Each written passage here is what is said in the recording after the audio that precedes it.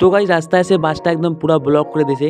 আর কাজের সাইডে যে কাজ করতে করতে বিকেল 4টা দিয়ে কাজ শেষ হয়ে যাবে, আমার স্বপ্নে হতে পারি নাই। তো guys let start full video and watch. তো হয়ে গেছে, আসসালামু আলাইকুম সবাইকে, গুড মর্নিং। তো সকালে 8টার দিকে আমরা কাজে বেরিয়ে পড়ি। কাজে বেরিয়ে পড়ে আমরা চালসা দিকে এদিকে চালসা সাইডে একদম চালসাতে ট্রাফিক একদম সাইডে বেরিয়ে পড়লাম।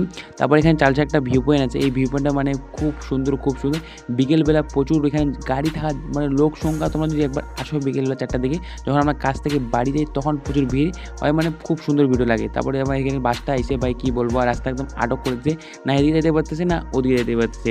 তো এখানে ফাইনালি বাসটাকে আমরা ক্রস করলে একটা এমআর জঙ্গল ফারাসে চলে আসলাম।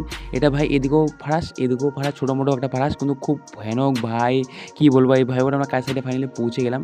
কাজ সাইডে পৌঁছে যাওয়ার পরে মিস্ত্রি আমাদের দেখতেছে যে কী করবে, কাজটা সে কী করবে চেক করতেছে। তো এর কালকে যে আমরা পরশুদিন যে আমরা স্টার্টিংগুলো মারলাম, তো স্টার্টিংগুলো দেখো তোমার কেমন লাগছে প্লিজ কমেন্ট করে জানাও, কাজগুলো কেমন লাগছে প্লিজ কমেন্ট করে জানাও।